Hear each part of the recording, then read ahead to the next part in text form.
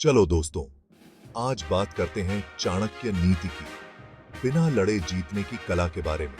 चाणक्य तो थे ही महान रण पॉलिसीकार, उनकी बातें आज भी गूंजती हैं। सबसे पहले चलिए बात करते हैं बुद्धि की ताकत के बारे में। चाणक्य कहते थे कि जानकारी ही असली ताकत है। अपने दुश्मन को अच्छी तरह समझना, उसकी ताकत और कमजोरी जानना बेहद जरूरी है।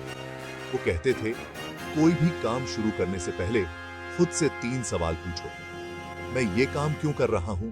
इसके क्या नतीजे होंगे? और क्या मैं इसमें वाकयाब हो पाऊंगा? इस तरह जानकारी इकट्ठी करके आप अपने दुश्मन के कदमों का पहले से अंदाजा लगा सकते हैं और बिना सीधे कन्फ्रंटेशन के उन्हें मात दे सकते हैं।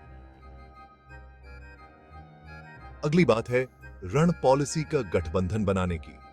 चाणक्य को पक्का यकीन था कि पड़ोसी राज्यों से दोस्ती करके अपनी ताकत बढ़ाई जा सकती है। वो राजाओं को यही सलाह देते थे कि एक मजबूत सिस्टम बनाने के लिए दोस्ती का हाथ बढ़ाओ।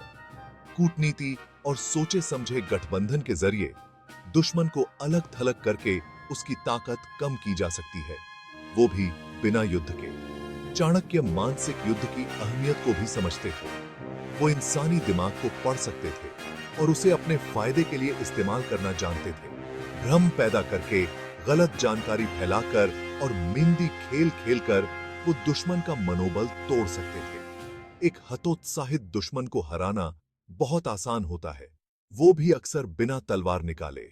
एक और अहम रणनीति है आर्थिक कंट्रोल। चाणक्य मानते थे कि धन और संसा वेल्थों पर काबू करके दुश्मन को पंगु बनाया जा सकता है। वो व्यापार के रास्ते बंद करने, सामान की सप्लाई रोकने और आर्थिक प्रतिबंध लगाकर दुश्मन के हौसले को तोड़ने की सलाह देते थे। ये आर्थिक घेराबंदी आखिरकार दुश्मन को बिना बड़े युद्ध के हार मानने पर मजबूर कर देती है। आखिर में चाणक्य धैर्य और सही समय के महत्व पर जोर देते थे। वो जानते थे कि कई बार सबसे अच्छा तरीका है सही मौके का इंतजार करना।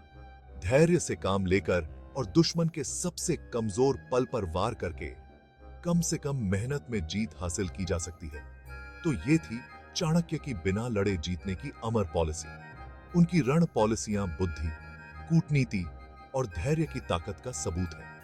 अगर आपको इतिहास से मिली ये समझ अच्छी लगी तो इस वीडियो को लाइक, शेयर और सब्सक्राइब जरूर करें। मिलते हैं फिर।